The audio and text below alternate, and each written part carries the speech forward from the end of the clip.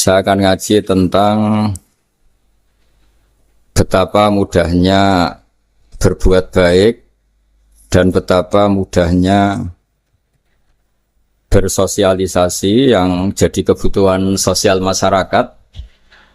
Kemudian di saat yang sama sebagai kebaikan menurut Islam. Ini saya baca kitab yang sangat otoritatif, yaitu kitab Sahih Muslim, di mana kita tahu dalam Islam pegangan ahli sunnah wal jamaah, juga pegangan ulama seluruh dunia adalah Al-Kutubus Sittah, kitab 6, diantaranya yang hadis Bukhari Muslim. Di sini ketika Nabi ditanya tentang beberapa kebaikan, yaitu dari pertanyaan ayul a'mali afdol, amal apa yang terbaik, di antaranya Nabi menyebut sekian: iman billah, iman kepada Allah Ta'ala. Kemudian ini yang penting dilakukan semua pemimpin, oleh bupati, oleh wakil bupati, oleh seluruh pemimpin, baik struktural maupun kultural, maupun pemimpin kecil, yaitu di keluarga. Yaitu Nabi ngendikan di antara misi Islam adalah memperdekakan budak. Kemudian ada yang lagi tanya lagi, fa'illam af'al.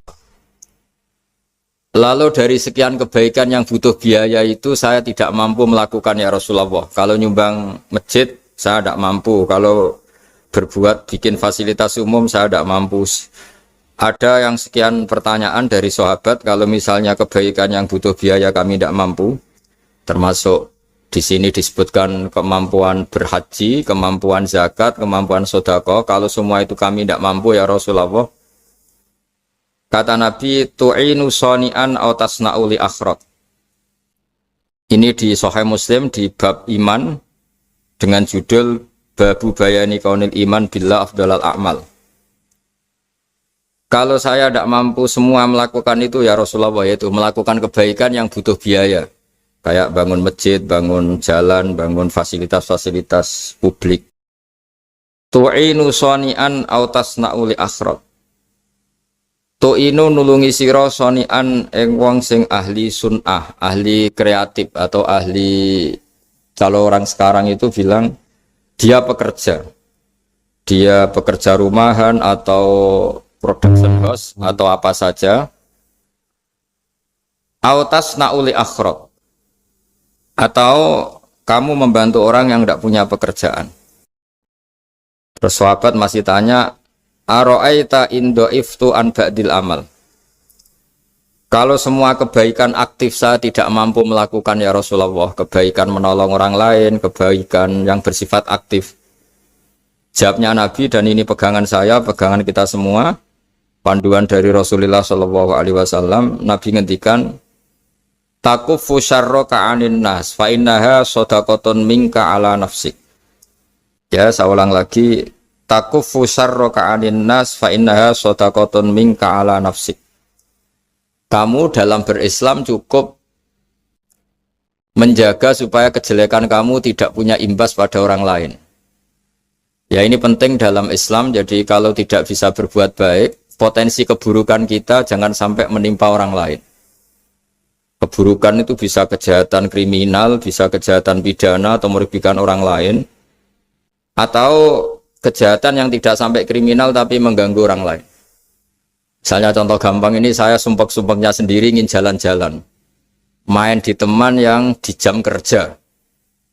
Ini kan sumpek-sumpeknya saya sendiri ingin hiburan, terus wisata atau dolan ke teman yang sebetulnya saat itu dia mungkin ngaji atau kerja atau harus memenuhi kewajiban cari nafkah.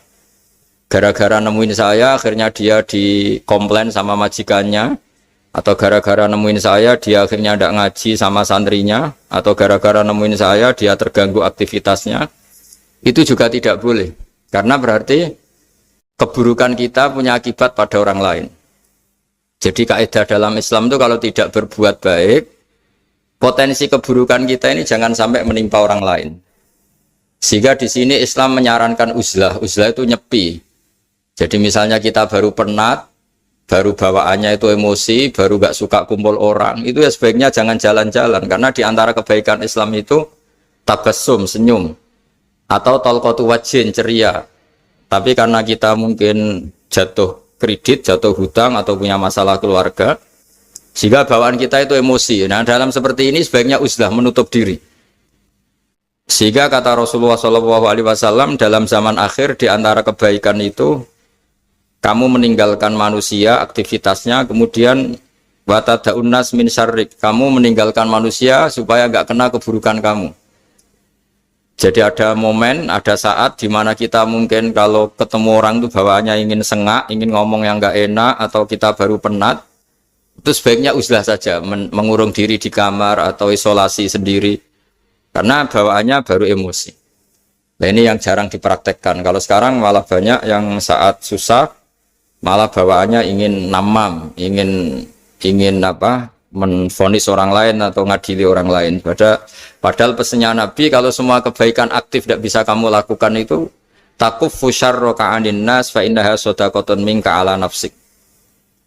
Sehingga keburukan kita, ya saya ulang lagi, keburukan kita yang ingin emosi, ingin apa, itu tidak punya akibat orang lain. Di sini kearifannya Rasulullah SAW, beliau masyhur ngendikan, layak dilqodi wa ghudban. Jangan sampai seorang hakim bikin keputusan ketika emosi, karena bawaannya orang emosi itu pasti nggak terkontrol intelektualnya, nggak terkontrol nuraninya, nggak terkontrol semua sifat baiknya. Itu kalau punya keputusan bahaya sekali. Sehingga Nabi dari awal ngendikan layak dilqodi wa ghudban. Orang yang sedang emosi tinggi jangan bikin keputusan penting. Kemudian oleh ulama diteruskan juga jangan bikin keputusan penting orang yang sangat lapar, atau yang sangat kenyang, atau yang sangat ngantuk, atau yang super sibuk. Jadi hal-hal yang potensi buruk dalam mengambil keputusan itu harus ditinggalkan. Sehingga misalnya bupati atau wakil bupati kalau sedang tidak nyaman dengan suasana apa, nggak boleh rapat kemudian memutuskan keputusan penting. Begitu juga kiai dan semuanya. Nah, ini yang supaya otoritatif. Kenapa saya bawa kitab itu logikanya jelas ya. Kita sebagai dai, sebagai ustadz, atau sebagai mubalek, atau sebagai siapa saja, yang ingin kita wariskan ke umat Rasulullah adalah dawuh-dawuhnya Nabi. Dan kalau kita ngaji tidak pakai kitab, itu sebenarnya umat kita jejali dengan pikiran kita, dengan ide kita. Jangan-jangan ide kita, pikiran kita ini tidak mewarisi pikiran Islam, tapi pikiran kita atau emosi kita. Tapi kalau kita baca kitab, artinya umat ini berhak mendapat apa yang diteladankan dan disabdakan oleh Rasulullah SAW. Tapi kalau kita, itu pasti inginnya itu kita. Misalnya kita Bupati Banyuwangi, mungkin kita akan cerita Banyuwangi dengan asik. Tapi bagi daerah lain, apa urgensinya bagi saya? Begitu juga kalau kita kiai, mungkin kita akan cerita fadhilnya kiai. Tapi bagi orang lain yang keutamaannya jadi pekerja, jadi satpam, jadi guru, jadi pegawai negeri yang adil. Sehingga subjektivitas kita ini akan tinggi. Tapi kalau kita sebagai kiai baca hadis, maka umat ini mendapatkan panduan dari Rasulullah SAW. Nah, dari sekian panduan itu, kata Nabi, jika Anda tidak bisa berbuat kebaikan aktif, maka kebaikan yang harus Anda lakukan adalah potensi kejelekan kamu jangan menimpa orang lain. Makanya saya berkali-kali bilang, saya ini termasuk kiai yang jarang main ke alumni. Karena tadi, kadang-kadang alumni itu sudah mau kerja di tempat kerjanya, atau mau janjian ngantar anaknya sekolah. Gara-gara ada saya, mungkin semua itu dibatalkan. Sehingga silaturahim itu juga harus dimanage supaya tidak mengganggu haknya orang yang kita silaturahimi. Jangan sampai silaturahim jam 9, saatnya orang kerja, kemudian dia dapat peringatan dari pabriknya gara-gara sering didolani kiainya. Itu kan jadi ribet. Atau kiai karena sering didolani terus tidak ngaji, memetuki tamu terus, itu kan jadi ribet. Apapun itu, sehingga orang itu harus berpikir perilakunya itu tidak punya akibat la doror wala diror. Jangan mengganggu dirinya, juga jangan mengganggu orang lain. Ini oleh Nabi disebut takuffu syarra ka'adin nas fa innaha shadaqatun minka ala nafsik. Sifat buruk kamu itu harus dijaga supaya tidak menimpa orang lain, dan itu berarti menjadi sedekah kamu atau amal kamu pada diri kamu sendiri. Jadi ini penting dimaklumatkan ke semua kita bahwa saat kita tidak bisa berbuat baik aktif, misalnya nggak bisa sedekah, nggak bisa menolong orang, setidaknya keburukan kita tidak menimpa orang lain. Nah, termasuk keburukan yang terselubung adalah kita punya pikiran yang menurut kita ini hebat, tapi bagi orang lain mungkin bahaya. Misalnya kita punya pikiran ingin jadi orang kaya raya yang dermawan. Itu artinya kan pikiran baik karena ingin jadi dermawan. Tapi artinya bayangkan orang lain tuh miskin semua butuh derma kamu. Mana mau orang lain kamu bayangkan miskin butuh derma kamu. Orang lain juga bayangkan dirinya kaya gak butuh derma kamu. Itu namanya kebaikan yang subjektif. Kamu ingin jadi kiai yang ngajarin orang banyak. Oke, itu baik. Tapi kan berarti kamu bayangkan orang lain gak bisa ngaji terus kamu saja yang bisa ngaji sehingga kamu yang ngajarin. Ya sudahlah, kebaikan itu udah usah muluk-muluk seperti itu. Jadi apa yang ditakdirkan kita jadi bupati ya jadi yang baik, menolong pekerja-pekerja yang baik. Saya kemarin diceritain banyak oleh Mas Anas aktivitas Pemda Banyuwangi yang menolong banyak orang, juga masyarakat juga saling menolong dan seterusnya dan terusnya. Jadi ini jelas maksud saya supaya bupati dan semuanya pemimpin melakukan kebaikan itu berdasar panduan dari Rasulullah SAW, di mana di antara aturan yang dianjurkan beliau adalah aktivitas kita sebagai manusia adalah tu'inu soni'an au tasna'uli akhraq. Ya, saya ulang lagi, saya ulang teks hadisnya secara lengkap supaya dapat berkahnya Rasulullah SAW. Ada beberapa pertanyaan dari sahabat, ya Rasulullah, jika saya tidak bisa berbuat baik yang berbiaya atau tidak bisa berbuat baik yang aktif, apa yang saya harus lakukan? Nabi ngendikan tu'inu shani'an aw tasna'u li asra. Kamu membantu orang yang pekerja atau kreatif, orang-orang yang kreatif atau pekerja apa saja kamu bantu dan bantu orang yang tidak punya pekerjaan. Terus ditanya lagi, qultu ya Rasulullah ara'aita in dha'iftu an ba'dil amal. Bagaimana kalau itu pun saya tidak bisa ya Rasulullah? Terus Nabi ngendikan tafuqifu syarraka anin nas fa innaha sadaqatun minka ala nafsik. Yang penting keburukan kamu tidak menimpa ke orang lain dan itu bagian dari sedekah kamu. Nah, perlu saya ingatkan ke semua kita lah. Makanya pentingnya membaca umat Islam dengan ilmu usul fikih. Saya berkali-kali bilang, jika ada seseorang tidur, itu jangan kamu baca sebagai tidur yang meninggalkan tahajud, meninggalkan sholat qiyamul lail, meninggalkan wiridan di malam hari. Tapi juga bacalah saat itu dia tidak dugem, tidak maksiat, tidak narkoba. Sehingga barokahnya ilmu itu ada respek pada umat Islam yang tidur. Karena tidur itu juga ada fungsi meninggalkan sekian maksiat, sekian kriminalitas. Jadi kalau kita kulino tidak baca dengan ilmu, maka melihat orang tidur itu ya kayak meninggalkan tahajud, meninggalkan wiridan, meninggalkan qiyamul lail, sehingga bawaannya kita ini akan kurang respect. Tapi kalau kita membacanya dengan ilmu, orang yang tidur di malam hari, maksudnya ya sudah sholat isya, itu ada sekian potensi maksiat yang dia tinggalkan. Dia tidak ngerasani orang, tidak adu-adu orang di medsos, dia tidak dugem, tidak meninggalkan. Pokoknya ada sekian kebaikan dalam saat tidur itu. Ini barokahnya ilmu. Tanpa ilmu kita tidak bisa respect seperti ini. Karena bawaannya akan, oh ini malam-malam tidak tahajud, tidak wiridan, tidak apa. Tapi kalau kita dengan ilmu, itu akan membaca dengan tidur, artinya orang tidak maksiat, tidak dugem, tidak ngerasanin orang, tidak ngata-ngatain orang. Nah di sini Sadaqallahul Azim ketika ngendikan wa min ayatihi manamukum billaili wan nahar. Termasuk ayat Allah itu orang tidur. Maksudnya tidur yang dengan dimaknai positif tadi, bisa istirahat, bisa meninggalkan maksiat, bisa apa-apa. Nah ini di sini hebatnya Rasulullah SAW ketika beliau memandu kebaikan. Di antara kebaikan itu apa? Takuffu syarraka anin nas fa innaha sadaqatun minka ala nafsik. Kamu, potensi buruk kamu atau keburukan kamu jangan sampai menimpa pada manusia, pada orang lain, dan itu bagian dari sedekah kamu. Ya, saya mohon maaf sama Bu Bupati, sama semua Pemda, sama Wakil Bupati karena saya tidak bisa lama-lama. Saya punya wadifah. Tadi ini pun sudah ngurting ngaji saya karena saya harus ikut ngaji di sini. Dan mari sama-sama berdoa. Al-Fatihah. Jadi status gambaan ini kita mantapkan dulu. Jangan ada status lain kita di depan Allah kecuali status kehambaan. Yeah.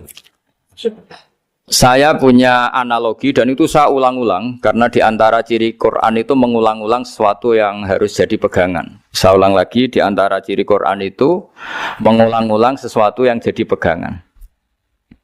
Jika kita belajar ilmu fisika atau ilmu apa saja, maka kita akan bicara materi sesuai statusnya. Jadi kita harus latihan untuk iman kepada Allah. Saya tanpa mengurangi rasa hormat, saya memberi contoh begini ya. Ini jam, materinya dari besi. Ini kertas, materinya ya kertas. Tentu secara fisik, orang akan bilang jam ini lebih kuat timbang kertas. Dan itu pasti dibenarkan dari segi materi.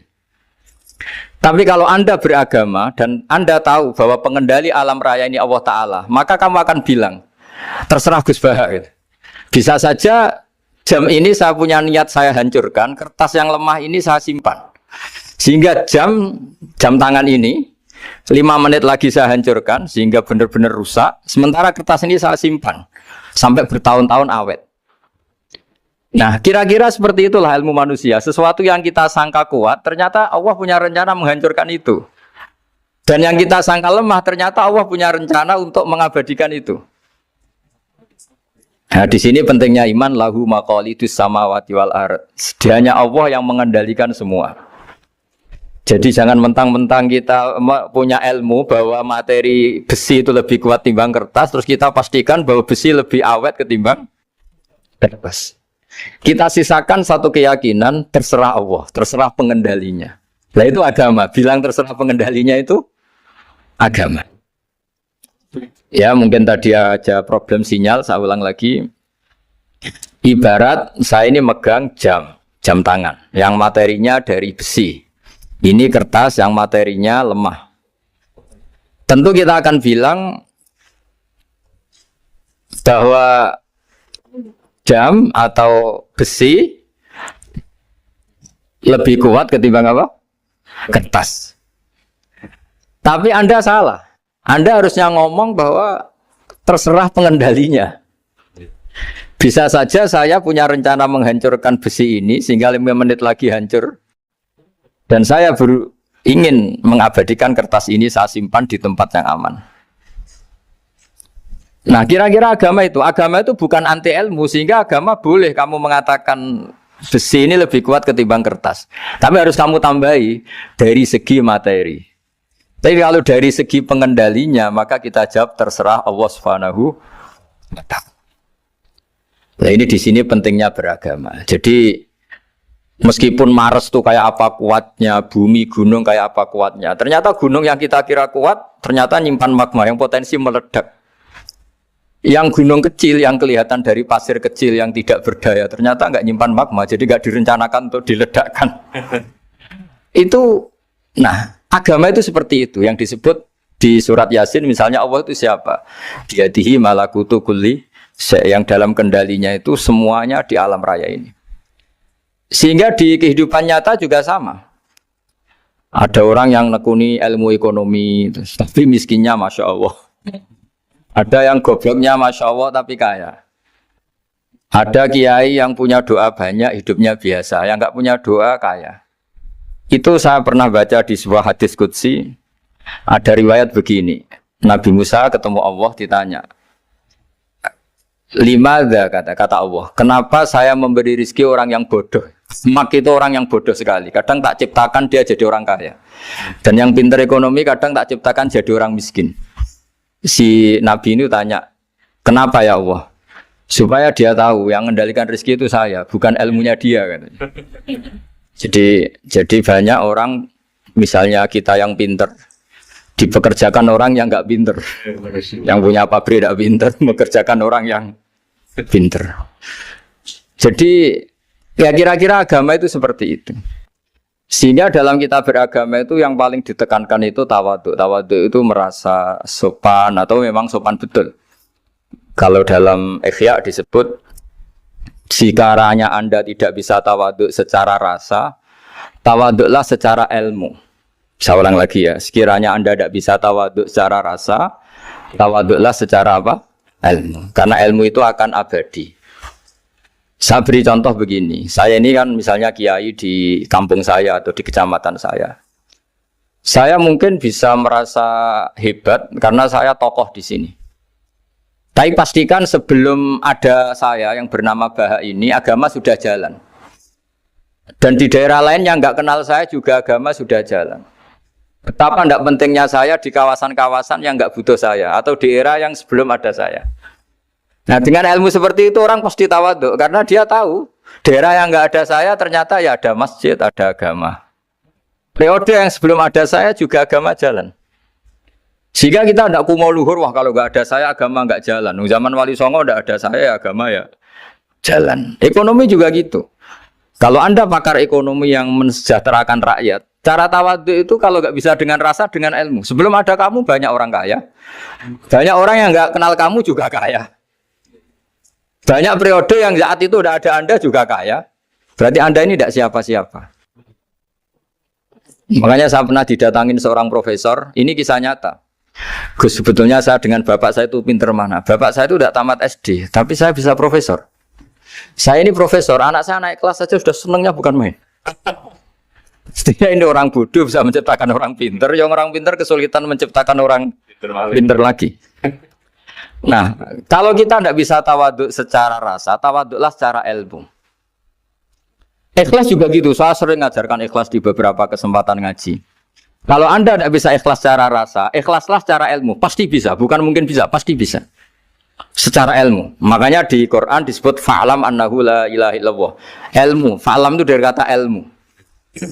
Saya beri contoh. Saya mulai kecil sampai sekarang. Sekarang saya sekitar umur 50 tahun. Mulai kecil sampai sekarang itu ya bilang kalau kertas ini putih. Itu ya ada yang gaji, ada yang bayar. Tapi saya selalu bilang kertas ini putih. Yang hitam ya saya katakan hitam, yang merah saya katakan merah. Kenapa? Karena itu fakta. Saya ulang lagi, karena itu fakta. Sehingga saya untuk mengatakan putih tidak perlu ada yang bayar. Sehingga ketika kita latihan sholat, latihan ibadah, dan mengakui Allah itu sebagai Tuhan kita akan malu. Loh, faktanya Allah itu kan Tuhan. Mau mengatakan fakta kok minta upah ini gimana? Kita mengatakan Allah Tuhan itu sama dengan mengatakan kertas ini putih. Sama-sama itu fakta. Sama seperti saya mengatakan Pak Jokowi itu presiden kami. Itu kan fakta. Masa nunggu kalau dikasih BLT katakan presiden. Kalau enggak ya enggak. Itu kan ribet jadi. Pak Manut misalnya rektor UGM. Mbok saya enggak digaji di sana atau enggak kerja di sana bilang kalau beliau itu rektor. Pak Ganjar gubernur Jawa Tengah. Mbok saya dikenal apa enggak ya beliau tetap gubernur. Lama sekali kita mengatakan fakta itu ikhlas. Ikhlas itu artinya enggak minta apa-apa. Karena kita ingin ngomong sesuai fakta. Nah Allah Tuhan itu fakta gitu. Nah kenapa untuk mengatakan Allah Tuhan nunggu? Dah saya ini Tuhan kamu. Ya nunggu dulu Gusti kalau engkau masukkan kami ke surga, engkau Tuhan. Kalau enggak ya enggak jadi. Tidak bisa seperti itu. Ya Allah tetap Tuhan. Nah kalau Anda tidak bisa ikhlas secara rasa, ikhlaslah secara ilmu. Ilmu ya tadi kita akan selalu bilang yang putih, putih, yang hitam, hitam. Makanya ini pentingnya ilmu. Tawaduk juga gitu. Kalau Anda ditakdir orang yang GR, yang gede rumongso, ditakdir orang yang kumo luhur, secara rasa bisa dilawan secara ilmu. Ada periode di mana sebelum ada kita yang kaya ya banyak, yang dapat hidayat ya banyak, yang terpelajar ya banyak. Ada daerah yang nggak kenal kita, nyatanya pendidikan di situ jalan, sistem sosial baik. Betapa tidak pentingnya kita. Nah ini nanti memaksa kita atau melatih kita untuk tawaduk. Nah dari hikmah ilmu itu kemudian kita minta maaf sama orang lain itu mudah. Karena kita sadar bahwa adanya kita ini problem. Saya sering digojlok orang-orang kaya. Orang-orang kaya itu ya kadang agak kurang ajar tapi nggak bisa dibantah.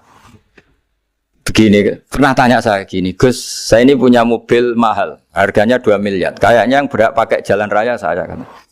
Bisa, bayarnya pajak saya mahal. Sehingga kayaknya paling pantas saya. Yang naik ontel itu kan nggak bayar pajak. Harusnya nggak boleh pakai jalan gitu. Terus saya bilang, mbah-mbahnya yang naik ontel itu pejuang, bapak kamu enggak kata. Kamu enggak warisnya kata. Artinya ada teori dalam kitab hikam itu kitab tasawuf dalam pesantren. Itu kebaikan saja di soal. Misalnya begini, kita ini bangga sebagai urip yang tertib, hidup yang tertib di kantor, di tempat-tempat pekerjaan. Tapi kalau itu semua terjadi, kalau ada kecelakaan di jalan itu nggak ada yang nolong langsung. SAR paling efektif, tim penolong paling efektif itu ya orang-orang nganggur itu. Orang-orang yang di jalan-jalan di perapatan itu kalau ada kecelakaan langsung nolong. Itu nanti ambulan itu yang kedua, ketiga, yang nolong pertama ya orang-orang yang nganggur-nganggur di jalan itu. Ada orang tersesat nolong. Maka ketika seorang sahabat tanya, ya Rasulullah, kalau engkau melarang kita jagongan di jalan, itu kita tidak bisa. Tapi kata Nabi, ya silahkan saja, tapi adu haqqat thoriq, kamu di jalan itu datangkan. Apa itu? Ya kamu bisa amar ma'ruf nahi mungkar. Coba kalau di terminal, di tempat publik banyak orang yang soleh, itu nanti copet ya sungkan. Yang mau jambret ya sungkan, karena yang di situ orang-orang soleh. Nanti yang nggak sholat juga sungkan, karena yang di situ banyak yang sholat. Jadi kenyamanan orang pergi jauh di tempat-tempat sepi itu ya barokahnya orang-orang nganggur terus ngaji, wah nengkono masih rame, ada orang yang di perapatan, di pertigaan. Bayangkan kalau ini orang-orang soleh, pasti itu nyaman. Karena wilayah publik dihuni orang-orang yang soleh. Tapi orang pasti bilang itu nggak tertib. Kita inginnya hidup ya tertib di kantor atau yang suka di masjid, di masjid. Tapi kalau itu terjadi, itu nggak ada tim SAR gratis yang setiap saat kalau ada orang kecelakaan nolong. Makanya dalam makalah hikam itu paling masyhur diantaranya itu manusia itu siapa? Manusia itu mangkanat mahasinuhu masawiya, fakih falatakun masawihi masawiya. Manusia itu orang yang saat baik saja ada salahnya, apalagi masalah. Jadi kalau kamu punya toko lagi laris dan saat laris itu Anda ngerumat keluarga Anda melakukan kebaikan pada keluarga Anda, pasti ada toko lain yang termahjubkan, yang tersingkirkan. Makanya saya pernah diskusi sama kiai besar, guyonan sama saya. Kita kalau kiai besar sebaiknya kalau diundang di musala kecil datang apa enggak? Kata kiai yang satu, jangan datang Gus, itu jatahnya kiai kecil. Terus kata yang satu, datang Gus sebagai bukti tawaduk bahwa kita kiai besar pun mau diundang yang kecil. Akhirnya kita ini ya kadang datang kadang enggak, karena kadang kita enggak datang supaya jatah rezeki kiai kecil enggak terambil. Kadang ya mau datang supaya dikira tawaduk. Makanya kalau seorang profesor sering turba di bawah itu ya kasihan yang S1, SPDI itu kan nanti nggak jadi bintang kalau profesornya sering turun. Kalah terus itu loh. Jadi kadang-kadang itu orang itu harus berpikir secara ilmu, jangan rasa terus. Jadi itu ilmu. Jadi semua yang kebaikan yang kita lakukan itu secara ilmiah bisa diperdebatkan. Ada orang senang ngomong serius supaya bangsa ini maju. Tapi bapak saya itu pesan saya, kamu kalau ngiyai itu jangan sering ngomong serius kan. Masyarakat sudah capek mikir utang, mikir keluarga. Begitu sowan kiai dijak ngomong serius lagi nanti capek kan. Sehingga kiai dulu itu kalau ketemu orang ya guyon terus. Karena tahu masyarakat sudah capek. Sudah banyak yang takut tanggal kredit gitu. Sudah takut tanggal kredit, takut problem sowan kiai diancam neraka lagi, itu kan ketakutan berkali-kali. Jadi makanya ini kan kebaikan itu dievaluasi karena kita tidak nabi, tidak wali. Jadi kalau kata hikam itu apa yang Anda kira baik itu ada masalah, apalagi sedang masalah. Saya sering cerita ada orang suami istri harmonis sekali. Itu tanyakan ibunya, pasti mulai gak peduli dengan ibunya karena terlalu harmonis dengan istri. Tapi itu pasti bukan mungkin lagi. Jadi jangan tanya istrinya, tanya ibunya. Oh, jok nikah lupa saya. Ngalor ngidul sama istrinya. Tanyakan temannya. Wah, itu jok nikah lupa temennya. Tapi yang baik sama teman, tanyakan istrinya. Jatah belanja untuk ngopi. Begitu terus itu. Jadi siklus sosial itu. Nah, di sini pentingnya saling minta maaf karena dalam kebaikan kita pasti ada kesalahan. Ketika karir kita baik di pemerintahan maupun di kampus, pasti dengan sendirinya ada yang agak tersingkirkan. Meskipun itu sudah hukum alam, tapi apapun itu kita harus minta maaf. Makanya banyak, saya sering cerita berkali-kali, dulu itu ada dua nabi yang seangkatan. Itu luar biasa debat ilmiahnya, tapi debat baik. Mulai dulu ya ada polemik itu ya mulai dulu ya ada. Yang Nabi Yahya itu suka berkawan orang-orang soleh. Kalau ditanya, kenapa kamu berkawan orang-orang soleh? Ya enak lah, karena berkawan orang soleh. Yang Nabi Isa sering berkawan orang-orang yang nggak jelas. Ditanya, kenapa Anda suka berkawan orang-orang yang nggak jelas? Innama ana tabibun udawil mardo. Nabi dan kiai itu ibarat dokter, ya tentu menyembuhkan yang sakit. Sakit. Kalau Anda seorang dokter pasti neliti daerah-daerah pandemi, masa neliti daerah sehat? Nah, jadi dulu bapak wasiat ke saya gitu, kowe nak jadi kiai kayak bengkel. Jadi kiai itu kayak bengkel. Kalau nggak siap dadani orang nggak jelas ya jangan jadi kiai kan. Itu ya. Tapi kan masalahnya kita sendiri solehnya pas-pasan, takut terkontaminasi. Jadi yang jelek bukan jadi baik, kita yang baik jadi jelek. Nah itu kan mulai dulu ya polemik sejauh mana kita punya kekuatan untuk tidak terpengaruh yang negatif. Yang negatif terpengaruh kita menjadi positif. Jadi ini cerita-cerita sawalan bahwa dalam kebaikan kita itu ada kesalahan. Maka kita tetap istighfar, tetap saling minta maaf. Dulu bapak saya kalau diceritain ada seorang kiai sampai sepuh jadi imam masjid, istiqomah sekali. Dulu bapak saya itu guyu. Ya istiqomah, tapi wong liya terus ra iso dadi kader. Jadi calon-calon kiai ini sudah putus asa karena nggak pernah punya kesempatan jadi imam. Jadi di balik istiqomah itu ya ada memahjubkan orang lain. Makanya alhamdulillah di Indonesia itu ada pegawai pensiun. Kalau enggak habis itu. Karena yang anyar-anyar itu mesti ini kurang pengalaman, ini kurang senior. Tapi baru kan ada pensiun kan gantian. Masalahnya di dunia kiai itu udah ada pensiun. Tambah sepuh tambah mantap, tambah sepuh tambah mantap. Nah itu sebaiknya ya mulai mundur-mundur sedikit dari imam masjid itu. Ya nyari-nyari yang lain lah supaya ada kaderisasi, ada. Jadi intinya itu di balik kebaikan yang kita lakukan pun itu ada masalah sehingga kita butuh istighfar. Di sini pentingnya dawuhnya para wali-wali, dulu ada istilah wastighfaruna yahtaju ilal istighfar. Ketika kita minta maaf, sebetulnya minta maaf sendiri itu butuh minta maaf lagi. Minta maaf lagi itu butuh minta maaf lagi. Misalnya saya dengan Mas Hilmi ini akrab, pernah pakai uangnya misalnya. Itu kadang kita bayar itu malah tersinggung, kok kayak orang lain saja bayar. Minta maaf juga gitu, kalau kamu punya teman akrab, terus minta maaf resmi itu tersinggung. Kayak wong liya ae jaluk sepuro. Jadi kadang jaluk sepuro itu malah masalah. Itu kan sama, kamu punya teman akrab, terus kalau mau main, assalamualaikum, saged masuk nopo boten, angsal boten. Boleh enggak main, itu mesti teman kamu tersinggung. Kok kayak orang lain saja. Artinya ketika Anda merasa benar karena protokoler ketika masuk ke teman, ternyata itu salah. Teman kamu maunya enggak protokoler karena sudah akrab. Tapi ketika kita merasa akrab, ternyata selonang-selonang dianggap problem, kita tidak pernah tahu. Nah di sini kata ulama-ulama, minta ampun itu kebutuhan manusia karena dalam kebaikan kita pasti ada kesalahan. Makanya disebut wastighfaruna yahtaju ilal istighfar. Kita selalu diajari Rabbana dzalamna anfusana, ya Allah, kita ini selalu mendolimi diri kita sendiri. Jadi saat kita baik pun ada unsur kesalahan. Yaitu tadi, kalau Anda jadi orang pasti ada yang termahjubkan. Kalau Anda kiai besar atau profesor atau pejabat turun ke bawah, ya kalau gubernur turun terus ya bupati gak jadi bintang. Kalau saya kiai besar misalnya turun terus ya kiai kampung itu ya sekasian.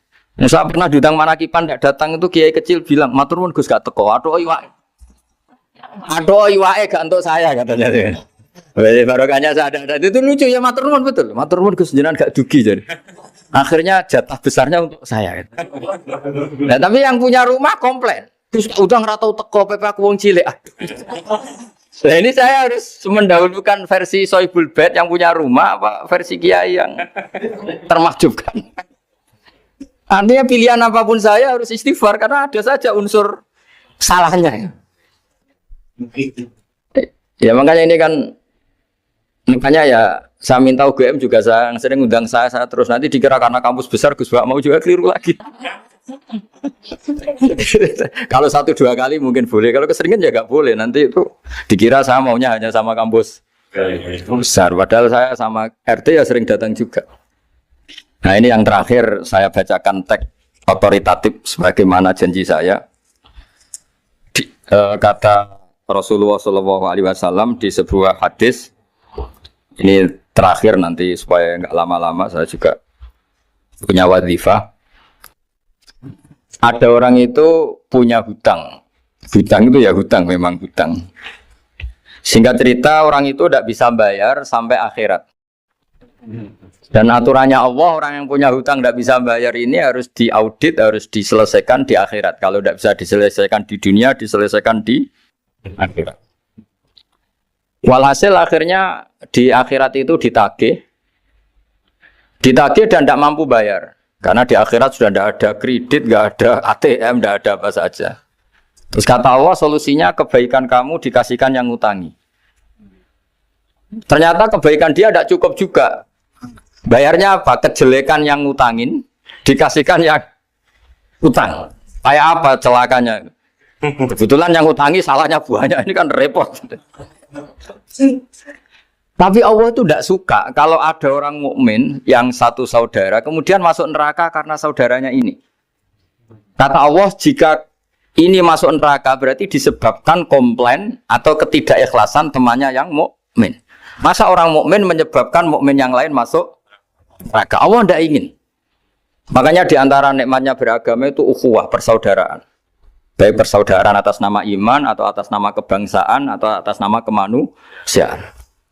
Akhirnya si yang ngutangi ini tadi, jangan dibahasakan kreditur, nanti kita kayak bank, yang ngutangin lah nanti. Ya bahasa gampangnya yang ngutangin, karena tidak semua orang ngutangnya sama bank. Sama Allah ditunjukkan satu surga yang luar biasa. Nanti tak baca teks Arabnya ya, supaya dapat berkahnya bahasa Arab. Terus saking mewahnya surga itu, si yang ngutangin tanya, ya Allah itu untuk nabi siapa? Karena semewah itu pasti untuk kelas nabi. Atau untuk wali siapa? Katanya, terus kata Allah, sabda Allah, untuk siapapun yang mampu membeli. Lalu siapa yang bisa membeli surga semewah itu? Kamu bisa. Terus, dengan apa ya Allah? Kamu mengampuni teman kamu itu. Kamu bebaskan dari utangnya. Nanti tak kasih surga itu. Terus, akhirnya sama Allah, kata orang itu, ya Allah saya bebaskan. Ya sudah, kamu berdua masuk surga. Karena Allah tidak ingin ada kasus aneh. Dua orang mukmin ini kan bersaudara. Masa bersaudara kemudian yang satu menjadi penyebab masuknya neraka karena ini tidak mau memaafkan. Artinya kalau kita syawalan itu harus benar-benar mau memaafkan, karena kalau tidak Anda menjadi penyebab teman kamu masuk neraka. Jadi kita janganlah jadi orang mukmin yang menjadi problem bagi saudara kita. Jadi makanya saya itu berharap ada wali utang saya tidak bisa bayar, karena ini masih dibela-belain Allah ini. Karena Allah nggak ikhlas kalau ada walinya masuk neraka. Jadi kalau ada wali utang kamu, itu utangin saja, doain nggak bisa nyaur, no? Nggak bisa bayar. Nanti ini akan dibela-belain Allah di akhirat. Karena wali ini nggak pantas masuk neraka. Ya, jadi kalau ada wali utang kamu mau bayar, sudah Anda tidak usah bayar, nanti di akhirat saja. Lah yang ribet kalau yang kamu utangin dia ahli neraka, kamu nagihnya disuruh masuk neraka. Nah, itu ribet itu. Sudah utang dia ahli neraka. Ya tak baca teksnya supaya ini ada di kitab Ihya halaman 197 juz 2. Status hadisnya waqala sahihul isnad, kata Imam Hakim, hadis ini sahihul isnad. Saya baca Arabnya nanti insyaallah sebagian ya supaya kelihatan teks aslinya di bab hukukul muslim. Nama Rasulullah sallallahu alaihi wasallam jalisun izdhika hatta badat sanayahu. Nabi ketika santai-santai duduk tahu-tahu tertawa sampai gigi depannya itu kelihatan. Jadi tertawa sangat sampai gigi depannya kelihatan. Yang notabene beliau sering hanya senyum, kali ini tertawa betul sampai gigi depannya kelihatan. Faqala Umaru radhiyallahu anhu ya Rasulullah bi abi anta wa ummi malladhi adhakaka. Apa yang bikin kau sampai tertawa seperti itu? Qala rajulani min ummati jasaya baina yaday rabbil izzah. Dua lelaki dari umatku sama-sama sungkeman nuntut keadilan di depan Allah. Jasaya itu sungkem. Duduk bersimpuh itu kalau dalam bahasa Arab itu apa? Namanya jasiyah. Faqala ahaduhuma ya rabbi khudli madlamati min hadza. Faqala wa rudda ala akhika madlamata. Qala ya rabbi lam yabqali min hasanati syai'un. Faqala wa ta'ala li talib kaifa tasna'u bi akhika wa lam yabqalahu min hasanati syai'un. Faqala ya rabbi falyahmil anni min auzari. Kalau kebaikannya dia tidak cukup, ya salah saya supaya dilimpahkan ke dia. Terus summa fadat aina Rasulillah sallallahu alaihi wasallam bil buka. Nabi di tengah-tengah cerita tuh nangis.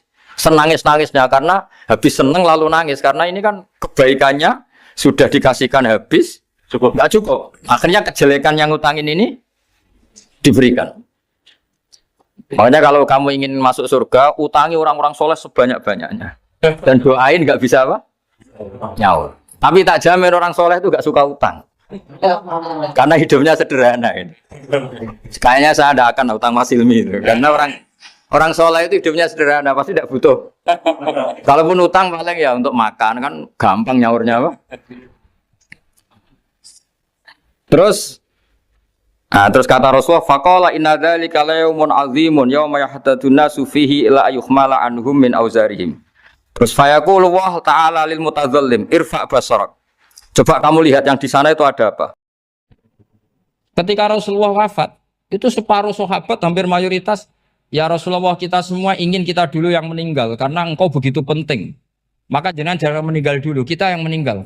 Kalau kita yang meninggal itu enggak apa-apa, tapi kalau engkau penting jangan meninggal. Tapi ada saja sahabat, tidak seperti itu. Saya suka Rasulullah meninggal dulu. Alasannya masuk akal. Biar Allah menyaksikan saya kama usaddikuhu hayyan usaddikuhu maitan. Allah biar menyaksikan saya iman kepada Nabi ketika masih hidup. Dan saya buktikan setelah mati pun, setelah meninggal pun, setelah wafat pun, iman. Jadi ternyata baisnya itu supaya orang tahu bahwa iman kita kepada Nabi itu iman yang super. Jika ketika beliau sugeng ya kita iman, setelah wafat juga kita iman. Kai usaddikuhu maitan kama usaddikuhu hayyan. Supaya saya mentasdikkan beliau setelah meninggal sebagaimana kita mentasdikkan beliau saat masih hidup. Dan ternyata Allah ridho dengan perkataan sahabat itu. Kenapa Allah ridho? Karena menjadi pelajaran bagi orang-orang yang ditakdir gak menangi Rasulullah Shallallahu Alaihi Wasallam. Tetap mereka ini. Jangan kayak setan itu kurang ajar betul oleh iblis itu. Masyhur itu, iblis itu nangis-nangis neng Nabi Musa. Iblis itu takutnya sama Allah itu luar biasa, sampean kalah. Iblis itu setiap ketemu malaikat karena dia ngerti alam gaib, mesti apa itu? Kama sali syaitani id qala lil insani kfur falamma kafara qala inni bari'um minka inni akhafu wa rabbal alamin. Jadi setan iblis itu paling sering bilang inni akhafu wa rabbal alamin karena iblis itu tahu surga, tahu neraka, tahu kekuasaannya Allah. Jadi takutnya sama Allah luar biasa. Makanya setiap dia mengajarkan kekafiran, setelah orang itu kafir gimana? Inni bari'um minka inni akhafu wa rabbal alamin. Saking takutnya sama Allah, suatu saat iblis ini datangi Nabi Musa. Karena tahu Nabi Musa itu kalimullah. Orang yang bisa komunikasi langsung dengan Allah. Ya Musa ya kalim Allah, saya ini makhluk. Saya takutnya sama Allah luar biasa. Tolong rayukan Allah supaya nerima tobat saya. Karena dirayu terus lama-lama Nabi Musa bilang, oke, tak rayukan Allah. Sama Allah. Karena Musa kekasihnya, ya Allah iblis punya ingin tobat. Tolong dikasih hak tobat. Kata Allah, oke. Dia bisa tobat. Asal mau sujud di makamnya Nabi Adam. Karena kesalahannya dia gak mau sujud sama Nabi. Semenang Nabi Musa karena ada cara untuk iblis menjadi tobat. Dikasih tahu sama Nabi Musa. Alhamdulillah kamu diterima tobatnya. Syaratnya apa? Sujud ke kuburannya Nabi Adam. Wah iblis ya tahu aslinya terus. Asjuduhu maitan wa qatla asjuduhu hayyan. Zaman urip aku ora gelem, mbok nek wis mati. Oh dasar setan itu. Zaman urip aku ora gelem wis mati mbok kon sujud. Kumat maksudnya terus ya sudah terus sampai sekarang akhirnya. Kalau sekarang tidak mungkin lagi karena nggak ada Nabi Musa. Jadi ijtihadnya sahabat melihat wafatnya Rasulullah itu beda-beda dan ternyata semuanya diridhoni Allah. Karena ternyata yang suka Nabi wafat dulu adalah ingin supaya umat Islam tetap mencintai beliau. Iman sama beliau, tasdik sama beliau. Sebagaimana tasdik zaman sugeng. Makanya kita harus mencintai guru-guru kita. Uhibbuhu maitan kama uhibbuhu hayyan. Saya sampai sekarang itu ya merasa Mbah Mun itu tidak meninggal. Saya masih merasa kalau bapak saya tidak meninggal. Karena kita mencintai beliau-beliau ketika hidup dan ketika wafat itu sama. Karena beliau-beliau sama kita juga seperti itu. Rasulullah itu ketika mendekati wafat, ya bahasa halusnya intaqala ila rafiqil a'la. Itu Nabi kalau ngedikan tuh rileks sekali. Hayati khairun lakum wa wafati khairun lakum. Cung aku nak uripku ya apik. Engko nak aku wis kapundhut ya apik. Fa amma hayati fali asunna lakum as-sunan. Sebagian riwayat fa innakum tuhadditsuna anni wa uhadditsu ankum. Kalau saya masih hidup, saya bisa mengajarkan kamu sunnah, mengajarkan kamu tradisi-tradisi yang benar. Dan ketika aku mati, ketika aku sudah wafat, maka saya jejer Allah, kata Nabi. Saya berdampingan dengan Allah, maksudnya dekat Allah. Tentu bila Kevin walan bisa. Terus sudah fa inna amalakum, amal-amal kamu diperlihatkan ke saya. Berhubung saya sudah dekat Allah, kalau amal kamu baik, saya muji Allah. Kalau amal kamu buruk, saya langsung mintakan ampun kepada Allah. Jadi Nabi rileks sekali. Artinya saya hidup bagus karena bisa ngajarkan kamu as-sunan wa syara'i'. Kalau saya wafat karena saya dekat Allah, kalau kamu baik saya muji Allah, kalau kamu buruk saya mintakan ampun kepada. Guru-guru kita juga seperti itu. Justru setelah wafat beliau-beliau punya kesempatan dekat sama Allah, dekat sama al-malail a'la sehingga mendoakan apa?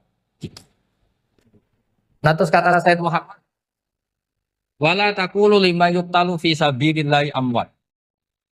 Kamu jangan pernah berkeyakinan atau berpendapat atau berkomentar kalau orang-orang yang mati fi sabilillah adalah berstatus apa? Mati, amwat. Kalah. Terus kata Sayyid Muhammad, hadza li amatis syuhada. Ketentuan ini bagi umumnya syuhada. Artinya gini, umumnya syuhada saja tidak berstatus amwat. Apalagi hadza Rasulullah, sayyidul syuhada, sayyidul anbiya, sayyidul mursalin. Tentu tidak pernah berstatus amwat. Ya saya ulang lagi ya, jadi zaman cara berpikir, amatus syuhada, syuhada yang umum saja berstatus hidup. Tidak boleh distatuskan amwat. Apalagi Rasulullah itu sayyidus syuhada, sayyidul anbiya. Maka status beliau pasti hayyun la yamut. Pasti beliau itu hidup tidak. Dan karena beliau itu asfaq, sangat sayang kepada kita, sebagaimana zaman beliau hidup itu sayang kepada kita, sampai nangis-nangis minta hak syafaat, maka setelah meninggalkan pun beliau pasti sayang kita dan pasti berusaha supaya kita diampuni oleh Allah Subhanahu wa ta'ala. Sehingga ada sahabat yang tadi berpendapat, kalau saya nggak masalah Nabi wafat dulu. Supaya Allah menyaksikan saya, usaddiquhu maitan kama usaddiquhu hayyan. Jadi ini cerita ya, cerita sudut-sudut mana. Fikih itu penting sekali. Kata Sayyid Ali yang Shahibu Simtud Durar itu, wabihi qiwamus syariah. Yang bisa mengawal syariat itu hanya fikih. Fikih itu ya kalau yang paling gampang untuk kita misalnya punya Fathul Qorib, Fathul Mu'in, Fathul Wahab. Tapi yang faham betul, mesti faham itu ngelotok setengah hafal. Jangan bawa kitabnya tok, yang penting sekian semester terus selesai.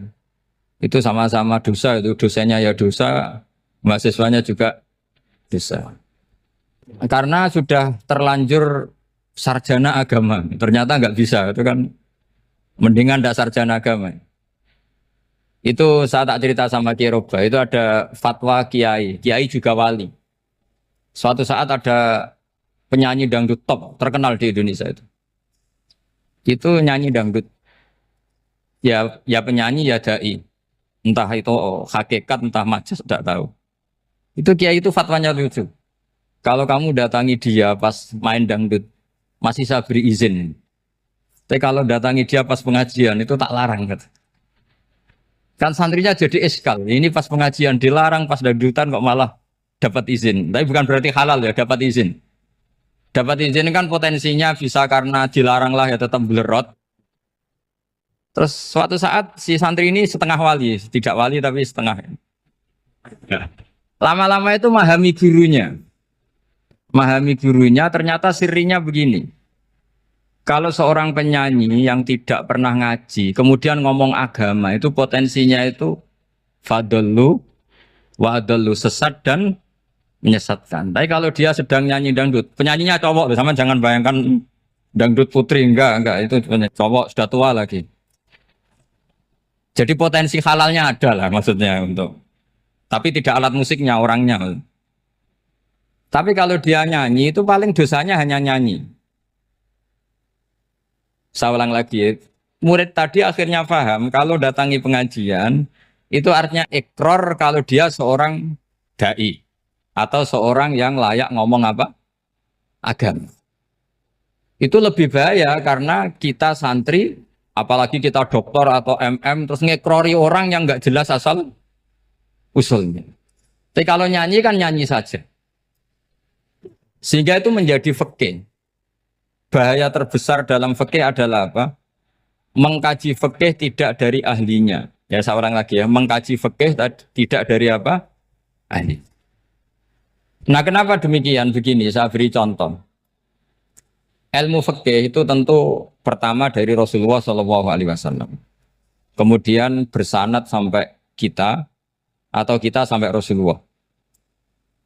Itu mengalami sekian ijtihad yang tidak mudah. Saya beri sekian contoh. Dulu Imam Syafi'i itu sukanya sama guru yang miskin, ya karena rata-rata santri juga miskin. Jadi mesti ngidolakan guru yang miskin, karena sesama miskinnya harus berkoalisi. Tapi akhirnya gurunya Imam Syafi'i itu miskin sekali. Namanya Muslim bin Khalid Az-Zanji itu miskin, Sufyan As-Tsauri miskin, Sufyan bin Uyainah miskin. Setelah ngaji di Medina itu Imam Malik itu kaya. Pas itu Imam Malik sudah kaya. Setiap ketemu Imam Syafi'i dikasih uang. Sampai ketika Imam Malik itu bilang, kamu sudah alim, ilmu saya sudah habis, kamu ngaji sama yang lain. Sama siapa? Kata Imam Malik, orang yang sealim saya sudah meninggal, namanya Abu Hanifah. Tapi dia punya murid, namanya Muhammad bin Hasan Asy-Syaibani, kamu ke sana. Terus Imam Malik datang ke Baki. Dulu Baki itu pasar rental, ya Grab lah kira-kira sekarang. Untuk mengumumkan, siapa kafilah yang mau ke Irak? Kita ya Imam Malik, dibayari sama Imam Malik. Ini yang antar ke Irak, ke Muhammad bin Hasan Asy-Syaibani. Imam Malik mulai ngeper. Guru saya yang miskin tidak pernah nyangoni, guru-guru saya yang kaya sering nyangoni. Mulai memasalahkan kiai miskin gitu, kira-kira seperti itu mulai masalah. Setelah datang ke Irak di Muhammad bin Hasan Asy-Syaibani itu si Muhammad bin Hasan Asy-Syaibani itu kalau ngitung uang itu di meja tamu. Jadi punya emas lantaan, punya uang. Kira-kira kalau Indonesia punya rupiah, punya dolar, dihitung itu di ruang tamu. Kata Imam Syafi'i, saya dengan Imam Malik saja nggak seret, ini lebih kedonyan lagi kiai. Ngitung uang itu di ruang tamu. Terus akhirnya si Muhammad bin Hasan Asy-Syaibani ini ahlul usul, dia pakar usul. Kamu heran sama saya? Iya, kiai kok kedonyan. Dia ngomong gitu. Tapi kata Muhammad bin Hasan Asy-Syaibani, kalau kiai tidak boleh kaya, itu tak kayak wong fasik. Ben gue demenan, gue mabuk. Oh jangan, nanti dipakai maksiat. Penjenengan mawon kersane digetoat. Berarti kiai oleh sugih, mun pun angsal-angsal. Semenjak itu jadi satu fikih bagi Imam Syafi'i. Ternyata kalau mengharamkan kiai sugih, berarti membolehkan yang fasik sugih. Kalau yang fasik sugih bisa dipakai i'anah alal maksiat. Semenjak itu mindset pikiran Imam Syafi'i rubah. Saking rubahnya sampai beliau berpendapat orang bisa beli Alphard, kok beli carry itu haram. Bisa jadi bupati kayak Pak Roba, kok jadi RT haram. Soalnya gitu. Bisa keren Kak Gus Ba, kok jadi orang pendengar haram. Pokoknya haram terus. Karena dalil beliau al-Islam ya'lu wala yula alaih. Coba sampean ridho misalnya jadi orang Gresik dipimpin orang yang enggak sholat, ridho enggak? Enggak. Atau sholat tapi enggak bisa ngaji, ridho enggak? Ketika yang bisa ngaji berpotensi jadi buba, terus keterusan. Karena Imam Syafi'i keterusan, ya umatnya keterusan. Akhirnya orang-orang Syafi'i itu politikus rata-rata. Ya, makanya sama jangan kaget sama Baruba. Kakak saya wakil bupati ini. Putranya Mbah Mun ada yang wakil apa? Gubernur. Dulu Gus Wahid ya menteri agama.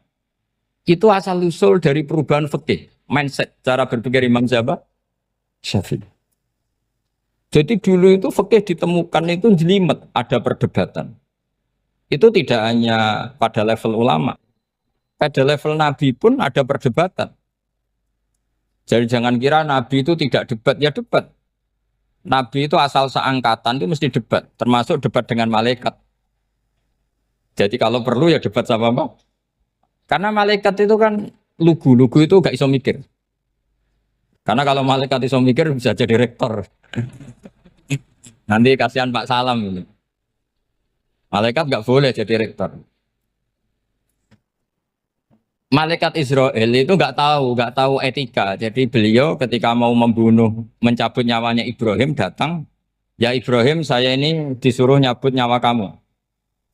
Kata Ibrahim, wah kamu itu pasti salah. Kamu tahu saya siapa? Saya ini Khalilur Rahman, kekasih Allah. Masa kekasih membunuh yang dikasih? Ini nggak benar, logika itu nggak benar. Pasti kamu salah. Karena Israel itu tidak bisa debat. Ketika ditanya, hal ra'aita khalilan yumitu khalilah, masa kekasih membunuh yang dikasih? Saya ini Khalilur Rahman. Masa Allah mencintai saya kemudian membunuh saya, itu logika agak benar. Enggak keliru, kamu itu keliru. Israel akhirnya terbang lagi. Ya Allah, katanya logika saya ini salah. Karena masa kekasih membunuh yang dikasih. Karena Israel nggak pernah sekolah, nggak pernah sekolah. Nggak bisa dia jawab. Akhirnya diajarin Allah. Dah kamu bilang gini ke Ibrahim. Hal ra'aita khalilan yakrahu ayyalqa khalila. Masa kekasih tidak siap ketemu yang dikasih. Dibalik logikanya. Akhirnya datang lagi ke Israel. Kata Allah begini. Masa jenengan kekasihnya tidak siap ketemu yang kau kasih. Oh ya ya oke mati gak apa-apa. Jadi ilmu itu ngalamin perdebatan. Jadi saya datang murni karena Kiai Mas Buhin, bukan karena MC. Itu dosa besar kalau saya datang karena MC. Karena saya punya kewajiban yang lebih besar. Jadi yang bisa mengalahkan adalah a'dzama minhu, yang super besar. Karena jelas ada riwayat inna min abaril birri silatar rojuli ahla wuddi abi. Ya, inna min abaril birri silatar rojul ahla wuddi abi. Di antara kebaikan yang sangat baik adalah seseorang menyambung teman bapaknya. Padahal sampean kan nggak mungkin teman bapak saya. Teman saya aja nggak mungkin, nggak level apalagi bapak saya kan. Jadi malah mohal itu. Saya berkali-kali cerita di mana-mana cerita. Fikih itu harus dievaluasi. Karena ini masalah furu'iyah. Saya berkali-kali cerita di mana-mana cerita. Hukum berteman orang fasik gimana? Pasti orang jawab haram karena takut ketularan orang fasik. Tapi kalau dibalik, hukumnya bina orang fasik gimana? Ya baik, umatnya Nabi. Bisa bina kalau berteman. Kamu bisa bina orang fasik tanpa berteman? Gak bisa. Jadi kalau dibalik, hukum berteman orang fasik gimana? Haram. Hukumnya bina orang fasik? Baik. Bisa bina kalau berteman. Berarti berteman orang fasik?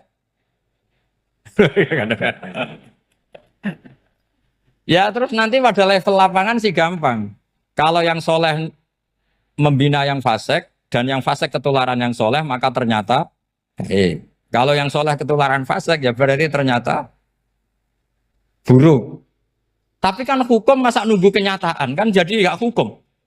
Di mana-mana hukum itu kan ada asumsi karena ini masalah ijtihad.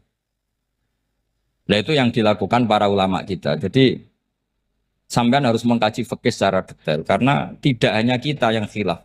Nabi-nabi juga khilaf dalam menentukan dakwah ilallah. Wali-wali kita kayak Abdul Hasan Asyadili sama Sayyid Abdul Al-Haddad itu juga. Imam Ghazali ya khilaf. Imam Suyuti itu kalau ketemu Al-Qastolani itu saling tidak nanya, saking nggak cocoknya. Masyhur itu. Jadi ulama ora cocok. Bedanya nak saiki perkara partai. Kalau orang dulu enggak. Karena pakai asumsi. Pakai asumsi karena memang susah. Nggak misalnya memang tak bedai, tak beri yang di nggak misalnya ada orang rukuk kemudian kentut. Itu sholatnya batal apa enggak? Enggak, jawab saja. Enggak, orang sholat kemudian pas rukuk kentut atau kelihatan auratnya, sholatnya batal apa enggak? Batal. Itu keliru nih sampai ini salah dosennya mesti itu. Pertanyaannya gini, yang dikatakan sholat itu kan aqwalun wa af'alun muftatahatun bitakbir muftatamatun bitaslim. Lalu ketika sampai rukuk apa sudah namanya sholat sehingga kamu katakan batal? Namanya sholat aja belum kok sudah kamu katakan batal gitu.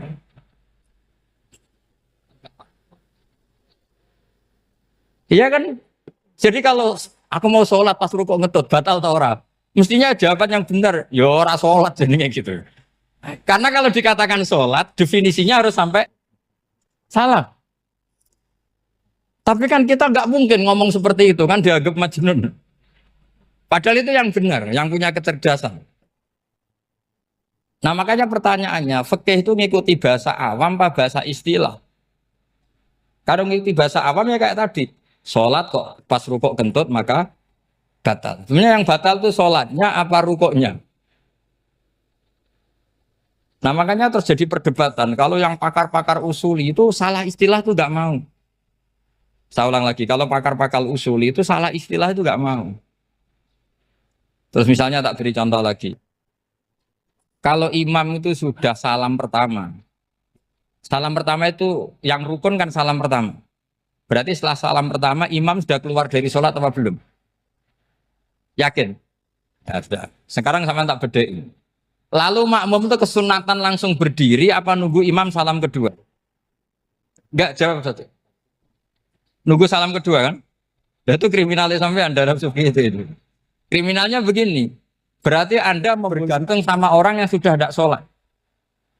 Kata kamu setelah salam pertama dia sudah tidak sholat. Berarti kamu menginstruksikan makmum berhubungan dengan orang yang sudah tidak sholat. Karena sudah keluar dari sholat ketika salam pertama. Kalau kamu di debat gitu gimana jawabnya? Pusing kan? Berarti robtul makmum bisolatiman sing wis laisa fi sholatin. Berarti menggantungkan sholat sama orang yang sebetulnya sudah tidak sholat. Ada yang jawab, sebagian ulama fikih tetap disunatkan menunggu salam kedua. Karena salam kedua itu masih paket meskipun tidak rukun.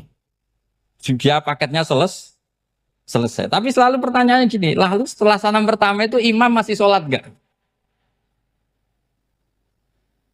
Sudah sama pernah dijawab tuh? Nah ini pentingnya bodoh, gak mikir sebenarnya. Jadi makanya bodoh itu barokah karena gak mikir. Jadi soalnya Rabbana ma khalaqta hadza apa? Batila. Sing bodoh ya barokah, sing pinter ya barokah. Secara barokah maksiat. Serana barokah plus. Jadi ilmu itu harus mengalami satu gesekan karena logika itu bisa dibalik. Nah karena ilmu itu mengalami satu gesekan, satu logika yang bisa kayak iya kayak enggak. Sehingga jargon di dunia ijtihad itu begini. Ra'yuna shawabun yahtamilul khata' wa ra'yuka khata'un yahtamilus shawab. Pendapat saya benar tapi mungkin salah.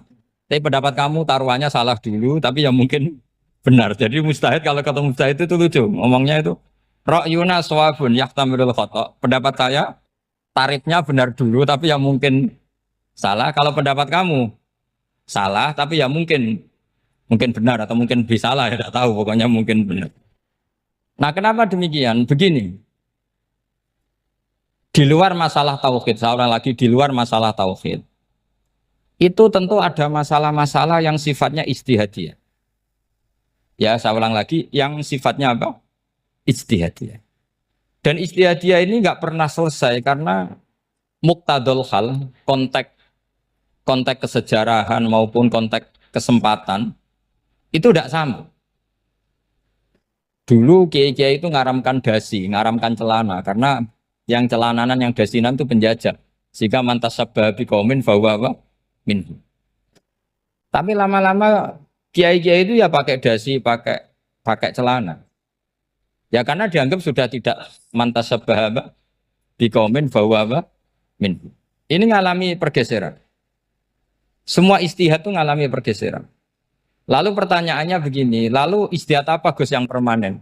Yang permanen ya istihad dengan alat apa? Istihad. Saya beri contoh misalnya begini. Nabi Musa itu yang ngalami istihad. Kata beliau karena kangen Allah, itu ingin melihat Allah karena kangen. Rabbi arini angzur ilai. Qala lan tarani walakin ingzur ilal jabal. Ya sudah namanya orang kangen ya ingin melihat. Ya sudah gitu aja. Sehingga ahli ilmu kalam itu berdebat. Kalau kata ahli sunnah, karena Nabi Musa minta ingin melihat Allah, berarti melihat Allah itu jaiz, mungkin. Karena Nabi gak boleh bodoh meminta sesuatu yang hal. Maka antipatinya ahli sunnah terhadap pendapat Mu'tazilah itu antipati. Karena menurut pendapat Mu'tazilah Allah itu qadim, Allah itu laisa kamitslihi syai'un, sehingga gak bisa dilihat. Pertanyaannya adalah berarti Nabi Musa meminta sesuatu yang muhal. Itu bodoh sekali sampai gak tahu mana muhal, mana apa? Jaiz. Makanya kata Imam Ghazali, masa Nabi Musa yang Nabi nggak tahu kalau melihat Allah itu muhal. Sampai minta berarti nganggap itu jaiz atau boleh. Itu cara pandang orang-orang ahli sunnah apa? Wal jamaah. Tapi tetap saja sebagian ulama itu ya balelo, yang kayak Mu'tazilah itu ya balelo. Cara berpikir pokoknya itu karena kangen, bukan karena mungkin atau tidak mungkin. Jadi nggak mungkinnya tetap tidak mungkin. Terus mereka dalil la tudrikul absar wa huwa yudrikul absar. Nah, sudut pandang ini akan terus. Ada seorang wali ditanya, kalau kamu di surga ingin melihat Allah apa enggak? Jawabnya enggak. Kenapa ya? Kasihan Allah. Terus kenapa ya? Unazzihu dzalikal jamala an-nadhari misli. Saya tidak ridho Allah yang hebat, yang keren, kemudian sing delok di rumah aku wong resik. Koyok gak ngergani pangeran. Sebenarnya sing delok Allah ben golongane Nabi Muhammad, Nabi Ibrahim, kowe ora usah ngilangi keren maksudnya itu. Jadi ada ulama itu jadi wali kalau sholat itu karena di soft belakang. Tapi jangan ditiru. Itu kan nggak lazim ya. Lazimnya kan afdhalus sufuf as-saful awal. Ketika ditanya, kenapa kamu kalau sholat di belakang? Cek GR koyok wani suwan pangeran gak ngarep. Aku sungkan dadi kok gulit. Kalau sampean kan karena males, bukan karena sungkan. Jadi itu artinya rasa ya. Makanya nggak bisa, nggak ada ijtihad itu tidak mungkin karena perasaannya orang itu beda-beda. Itu Sayyid Abdul Al-Haddad itu kalau ngendikan masyhur. Man da'a li dzalimin bil baqa faqad ahabba yusawwah fi ardi.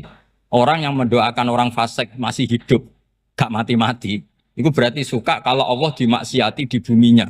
Wong fasik kelakuannya rak maksiat, nak mbok dongakno mari. Itu berarti kamu ingin Allah didurakani terus menerus karena si fasik masih hidup. Tapi kalau Abu Hasan As-Sadili cara ngendikan gini, kalimatnya persis. Man ahabba alla yusawwahu fi ardi faqad ahabba alla tadhara maghfiratuh. Orang yang ingin dunia ini steril gak ada maksiat, maka sama saja berkeinginan tidak melihat luasnya maghfirahnya Allah. Sama-sama wali besar. Tapi cara pandang hubungannya dengan Allah seperti itu. Jadi mau tidak mau, ijtihad itu mau tidak mau. Makanya tidak usah dipertentangkan misalnya cara berpakaian, cara apa. Yang penting sesuai aturan Islam ya sudah. Karena ini urusan rasa. Urusan apa? Rasa. Itu Syekh Hasan Basri itu sering jagongan sama Robiah Hadawiyah. Itu secara fikih salah. Tapi pas itu ulama fikih ditanya, kenapa Anda tidak komentar terhadap dua wali besar yang sering ketemu? Andai kan semua santri seperti itu, akan saya halalkan. Karena nggak mungkin punya nafsu. Sehingga fikih dulu memang masih asli. Kamu lihat di takrib misalnya, lelaki melihat perempuan itu nggak boleh kecuali sekian alasan. Termasuk boleh itu litaklim karena mengajar. Atau lil muamalah. Ini yang mulai masalah. Ada warung kopi, penjaganya cantik. Santri-santri ngopi. Ini lil muamalah. Kan kasus ini. Mau disalahkan tuh ada takbirnya. Mau dibenarkan ini jelas fasik kan? Jelas fasik. Jelas fasik. Maksudnya sudah fasik sebelum itu ditambah itu. Jadi fasiknya permanen. Nah pertanyaannya adalah, kalau kamu ngajar mbak-mbak, kemudian hafal yang cantik yang enggak, itu taklim lin nazar apa nazar li taklim? Itu taklim apa modus? Makanya kalau ngopi cari bakul yang cantik, itu muamalah untuk nazar apa nazar untuk muamalah? Loh kalau saya ngopi dengan kirobah pasti halal. Karena begini, berjalan saja, bareng capek, nggak tahu itu warungnya siapa, terus berhenti ngopi. Kebetulan bakulnya cantik. Nah itu mungkin halal, karena kan saya tidak milih-milih. Ingin ngopi kebetulan bakulnya cantik. Kalau kamu kan nggak apal daftarnya. Wah itu mesti haram itu, mesti haram itu. Karena berarti kan kamu menjadikan ngopi ini modus. Gue jagani nak takok pangeran. Lho kok nazar? Muamalah Gusti, muamalah. Itu mesti modus. Maka fikih itu harus dikawal oleh tasawuf. Kalau ndak, semua hukum fikih bisa diakalin. Makanya Imam Bukhari punya satu bab namanya Kitabul Khiyab. Bab mengkhilaf fikih. Beliau itu antinya sama Abu Hanifah itu luar biasa. Nggak ada ulama dibenci Imam Bukhari kayak Abu Hanifah. Masyhur itu. Untungnya beliau nggak menangi Abu Hanifah. Kalau menangi geger terus. Bisa faksul masail terus. Itu Abu Hanifah itu ulama yang suka khilaf. Khilaf itu ngerekayasa hukum. Misalnya begini. Saya ini puasa agak lemes. Ujian agak lemes. Apalagi kiai serapati di duit santri beling-beling lemes ini. Apa mangan itu kan poso-poso kok mangan kan gak keren. Supaya saya bisa makan dan halal. Saya bisa ngajak kiai Robai ya jalan-jalan. Jalan-jalan nyari yang jarak 2 marhalah. Ya sudah. Terus bisa makan. Kalau ditanya Allah kok makan? Musafir. Jadi bolehkah insya'us safar menciptakan pergi demi untuk supaya boleh iftar? Boleh enggak cara jenengan? Enggak boleh, alasannya apa? Kan pergi. Perginya juga enggak maksiat. Itu khilaf. Tapi Sayyid Muhammad, Abuya Sayyid Muhammad, Muhammad bin Alawi, Sayyid Muhammad, itu membela Abu Hanifah. Artinya membela jangan semua khilaf itu diharamkan. Karena itu cara, saya ulang lagi, karena itu cara untuk mengawal bahwa hukum Allah itu luas. Karena kalau nggak ada khilaf itu ya kita kesulitan. Kita kesulitan. Misalnya begini, ini penjelasannya, makanya kita harus sering mendengar. Saya itu dulu masih sangat fikih itu protes, kenapa ada puluhan polisi wanita? Itu kan pekerjaan cowok ya, pekerjaan pria. Tapi setelah mendapat penjelasan dari polisi, itu alasannya masuk akal, Gus. Kadang-kadang orang nakal itu menyembunyikan narkoba, itu di alat wanitanya. Itu kalau semua lelaki, polisi kayak jenengan, itu kan masalah itu.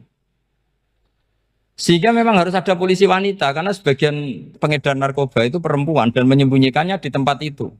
Kalau semua polisi cowok kan nggak kebayang. Sehingga kita akhirnya mendengar membolehkan polisi itu wanita. Ada wilayah yang harus wanita. Begitu juga ada pertanyaan, kenapa sih dokter kandungan itu cowok? Saya punya banyak santri yang muhibin saya itu dokter kandungan. Tak tanya, kamu itu kok cowok kok jadi dokter kandungan, kan pekerjaannya seperti itu. Dia jawabnya lucu. Dari 10 yang tes jadi dokter kandungan, itu yang cewek itu lulus 2. Yang cowok lulus semua. Karena ketika cewek dites melihat ketuban pecah darah itu langsung pingsan. Sehingga yang secara psikologi dablek itu kan memang lelaki. Jadi serawongnya sewakit santes. Kadang nggak lahir-lahir dinteni nang jopo rokokane santai. Itu kalau cewek yang jadi dokter kandungan itu nunggu jam 11, jam 4 sudah pingsan. Nah ini cerita, bukan berarti saya menghalalkan enggak. Kita harus mendengar, saya ulang lagi, kita harus apa? Dan itu setelah mendengar itu nanti jadi disiplin ilmu, yaitu namanya fikih.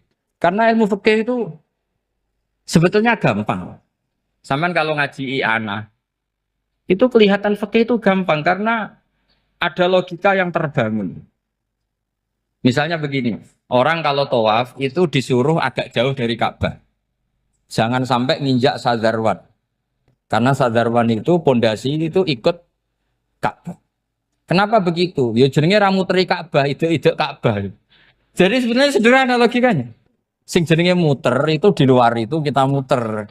Nah kalau nginjak pondasinya namanya gak muteri Ka'bah tapi ida-ida Ka'bah. Ya jadi sederhana sebetulnya ya masuk akal.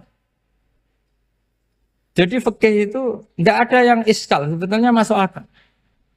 Tapi karena kita nekuni itu tidak serius, maka terus jadi paradok. Saya beri contoh lagi ini sebagai penghormatan saya sama Kiai Mas Bukin karena ini sudah namanya fakih.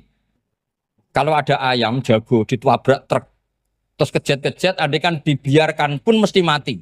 Karena gerakannya sudah harokatul masbuh. Terus kamu sembelih, itu halal apa enggak? Tidak jawab. Ayam jago loh. Kalau kamu katakan halal, dia sudah tidak punya hayatun mustaqirroh, kehidupan yang permanen. Andai kan kamu biarkan pun 1 menit lagi meninggal. Kejat-kejat kan mau prosedur saja. Maksudnya pantasnya mati ya kejat-kejat sih, tapi sebetulnya sudah pasti mati. Maka ini ada 2 ulama.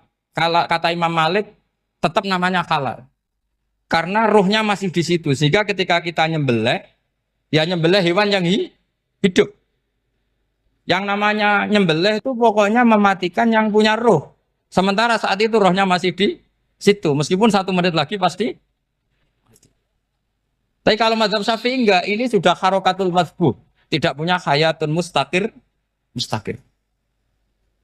Sehingga dalam perdebatan ulama fikih itu lucu. Kadang ya gampang-gampang mangkel nol. Misalnya begini. Kalau ada anak lahir tidak ada amaratul hayat, nggak nangis, nggak bernafas. Sunat disolati apa enggak? Siktun sing layas tahilu walayas langsung lahir langsung mati, nggak ada amaratul hayat. Udah tahu mikir tuh. Itu tidak wajib disolati. Alasannya, ya kan memang sholat alal mayit kan tidak pernah hidup. Di mana-mana mayit itu setelah hidup mati. Ini kan tidak pernah hidup. Namanya ya qit'atul lahmin, ya potongan daging itu aja enggak. Jadi kadang fikih diwaca tenan jebule mangkel no. Terus ketika di kitab Minhajul Thalibin itu kalau kamu keluar mani itu wajib mandi enggak? Wajib kan? Kalau keluar mani inzal itu kan wajib mandi. Nah, kenapa nifas atau wiladah keluar bayi? Kenapa ibu-ibu kalau keluar bayi wajib mandi? Alasannya lucu. Li'annal walad maniyun pun akidun. Ini kan wis mani cuma mengkristal. Jadi kadang fikih mangkel. Apa ya? Sembrono gitu. Masuk wajib mandi wiladah itu karena apa? Li'annal walad maniyun mun akidun. Niku mani sing wis mengkristal. Mani sing wis jelalatan lah lahir nangis macam-macam. Jadi ternyata karena kenapa fikih butuh alasan? Nyari hadis tentang keluar anak mandi itu enggak ada yang sorry. Yang ada adalah tentang inzal. Innamal ma' minal. Akhirnya dicari-cari ternyata walad itu maniyun menakitu. Nah ini problem fikih. Sampean harus siap dengan pelajaran seperti ini. Meskipun sampean mungkin wong priayi, tapi ini ilmu. Ya, saya ulang lagi ini ilmu. Sehingga ulama itu mau tidak mau harus mau mendengar. Karena logika yang terbangun itu nunggu kalau mendengar kayak tadi. Nabi malaikat Israel baru sadar, masa kekasih bunuh yang dikasih. Masuk akhir juga Israel. Kalau sama sampean sih nggak nerima tetap selonang-selonang ini masalah Ibrahim, Khalilur Rahman. Sehingga kita di alasan fikih itu harus kita dengar. Saya dulu itu saya sampai sekarang itu sama kalau bayi lahir masih sudah berbentuk bayi, saya sendiri berpendapat sebaiknya disolatin. Kalau sudah berbentuk bayi, meskipun tidak nangis, tidak ada amaratul hayat. Kan yang digugurkan itu wajibnya, bukan masalah boleh dan tidak. Itu banyaklah perdebatan ulama di bab itu. Saya beri contoh lagi perdebatan ulama. Ini contoh-contoh fikih karena ini khusus penghormatan status fakih tadi. Itu kalau ada orang mati, jenazah itu. Jenazah itu kalau sholat, itu kan umumnya jenazah di depan, kita nyolati di belakang. Itu yang mengatakan begitu ya tidak punya alasan. Ya taunya mulai dulu begitu, di mana-mana nyolati jenazah, jenazahnya di depan. Tapi di kitab Mahalli jelas diterangkan, kata kaul sani tidak wajib. Alasannya lucu, fa'innal janazah laisat bi imamin. Jenazah itu tidak imam, kenapa harus di depan? Kan kacau kan? Loh coba alasannya di depan apa? Dia ada imam kok. Nah barokahnya fikih itu sehingga kita melihat di Arab Saudi sekarang itu jenazah kan di belakang. Tapi kita tetap nyolati apa? Mayit. Kalau di Arab Saudi musim haji itu jenazahnya di kamar mayit, tapi kita nyolati. Itu satu-satunya takbir ya tadi fa'innal janazah laisat bimanzilatil imam. Tapi jangan praktekkan nanti ada kepaliran sesat. Saya hanya cerita ilmu, jangan dipraktekkan. Kalau dipraktekkan masih jadi aliran sesat. Mono jenazah ning mburi mame kok ngarep aliran sesat. Sebetulnya bukan sesat tuh. Uji coba fikih. Ya karena tadi fa innal janazah laysat bimanzilatil. Bukti lagi kalau sampean sholat gaib. Sholat gaib itu misalnya mayitnya di Surabaya, boleh nggak sholat gaib di sini? Terus jenazahnya di belakang kamu apa depan kamu? Nah ini kan fikih itu pokoknya gitu. Makanya standar furu'iyah itu susah. Karena perdebatannya itu mirip-mirip. Kayak iya, kayak tidak, kayak. Makanya dulu zaman sahabat, ada sahabat itu mencintai Rasulullah. Senengannya sowan. Bukti cinta sowan. Banyak juga yang sahabat bukti cinta Nabi itu tidak pernah sowan. Alasannya ganggu. Kenapa kamu jarang sowan Nabi? Saya sering jamaah sama Nabi, saya tidak pernah sowan. Kenapa? Ganggu. Biar Nabi kalau di rumah sama anak istrinya, saya tidak mau ganggu. Makanya saya termasuk kiai yang gak pati seneng disowani. Karena ya itu tadi. Kalau ngulang seneng saya, kalau disowani biasa saya. Kalau kiroba itu nilai, nak pernah sepuh jadi rasuan nilai. Jadi beda, saya sering ditilii kiai sepuh. Tapi bahasanya tentu tidak sowan, tapi nopo nilai. Kalau sowan itu maka kan nafkah itu seperti itu. Jadi ada disiplin, di situ ada disiplin ilmu. Yang kadang kita tidak cocok. Makanya Imam Syafi'i sendiri ngendikan, kadang beliau dengan gurunya, dengan Imam Malik sampai ngarang, ikhtilafu Malik. Beliau punya data yang beliau itu sedang nggak sama dengan gurunya, yaitu Imam siapa? Malik. Karena mindsetnya itu beda. Tidak sampai misalnya saya tanya, sholat itu harus menghadap kemana? Tidak, jawab saja. Kiblat kan. Ukurannya apa coba? Namanya madhep. Wajah apa dada? Imam Syafi'i milihnya dada. Sekarang praktekkan dalam dialog keseharian. Saya jagungan sama Kiai Roba seperti ini, terus wajah saya begini, madhep enggak? Nah itu masalah. Terus pertanyaannya, madhep dengan dada itu fis sholat apa fil qiyam?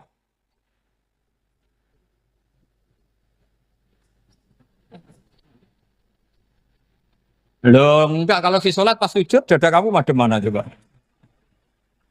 Kamu enggak pernah mikir kan? Ya madhep pakai dada itu kan kalau berdiri, kalau rukuk sama sujud.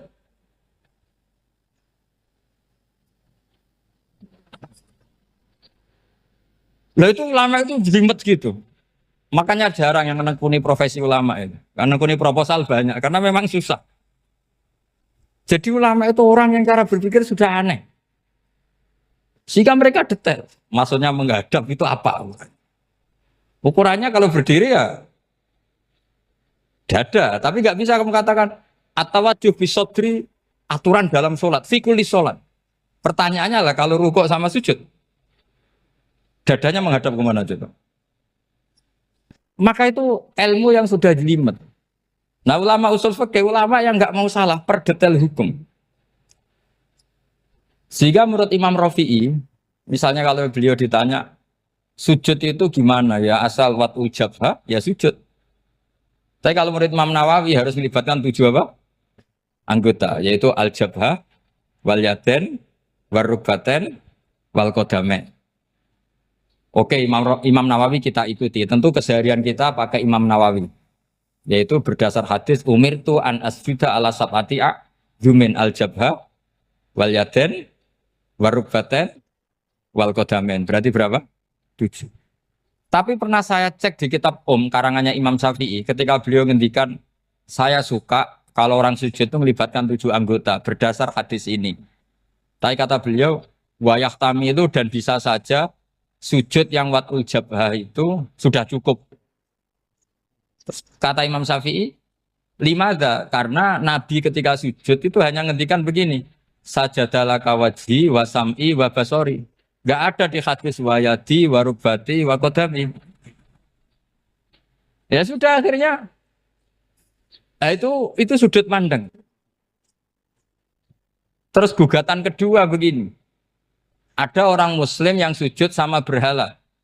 Untuk menjadi murtad itu harus 7 anggota apa cukup atul jabah halal ardi. Untuk sah menjadi murtad itu. Untuk sah menjadi murtad cukup fatu jabah alal arti harus 7 anggota. Untuk keabsahan murtadnya itu. Enggak jawab. Makanya ini tugas dosen-dosen ini meminterkan ini. Karena namanya sudah faqih. Faqih itu ahli fikih yang detail namanya faqih. Kalau ini mutafaqih. Jadi bukan tafakuha tapi tafakuha. Kayak tamarodon. Gitu. Jadi wazannya nanti itu wal idhari ma laysa fil waqi'. Jadi ini bukan gojlok, ini memang marah saya ini. Jadi kalau sudah pakai gelar fakih, harus fakih betul. Nah, mohon kalau mengkaji fikih itu harus detail. Minimal takrib itu setengah hafal. Supaya konstruksi ilmu itu utuh. Saya sama lagi konstruksi ilmu itu. Karena ilmu itu mesti ada yang apa ya? Ya rodok setengah salah itu, tapi disalahno ora kena. Ndak sampean tak bedheki, nak pancen bener langsung tak angkat jadi direktur. Nak bener tuh. Coba rukun sholat pertama itu apa coba? Rukun sholat pertama. Niat. Niat sama berdiri dulu mana? Ayo niat dulu baru berdiri, apa berdiri dulu baru niat? Berarti niat sama berdiri dulu mana? Rubah kan?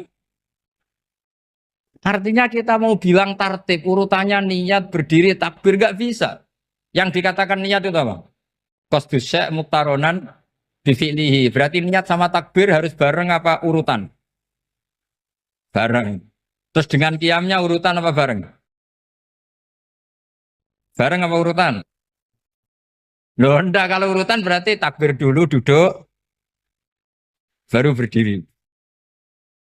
Nah maka seperti ini itu mau tidak mau kita salah. Dikatakan tartibnya salah, dikatakan serentak ya salah. Cuma karena kita bodoh, gak tahu mikir itu. Alhamdulillah kan di situ itu. Lu coba niat sholat loh, niat takbir qiyam dulu man. Niat takbir qiyam dulu mana coba? Dulu qiyam. Enggak ada kitab yang mengatakan arkanus sholat awaluha. Oh, dianggap kitab kriminal maksudnya. Makanya ngendikane ulama-ulama di Sarah-Sarah, mau tidak mau sebagian istilah itu tasamuh. Tasamuh itu wis digawe gampang ngono kok repot.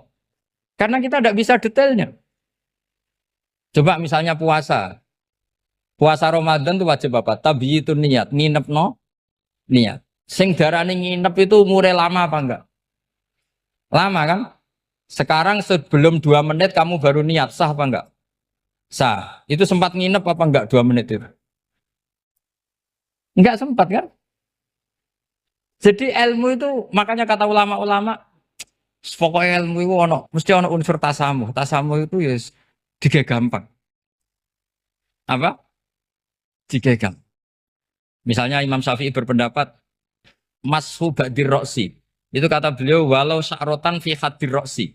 Meskipun satu rambut asal masih di wilayah kepala. Tapi kalau rambut itu dikeliwir, dibasuh di sini enggak sah.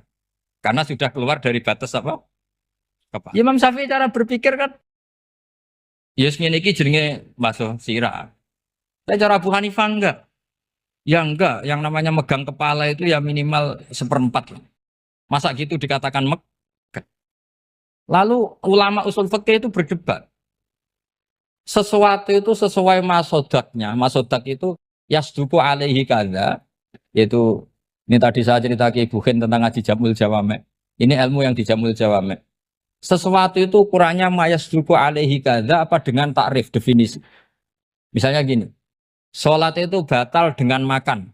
Kalau kamu sholat makan batal enggak? Enggak, jawab saja. Batal. Itu satu upo apa satu piring? Enggak, jawab saja. Satu upo sudah batal. Sekarang bab makan di ngormat tamu. Cong tamuku kaimangan. Iku sak upo apa sak piring? Nah ini kan tidak fair. Di bab tamu makan satu piring, tapi di bab sholat satu upo.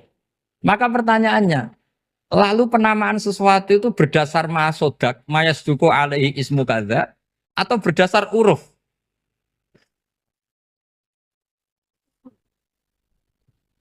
Ukurannya apa coba? Maka terus jadi perdebatan. Nah ini di sini ini pentingnya ulama karena sekarang saya bedai sekarang.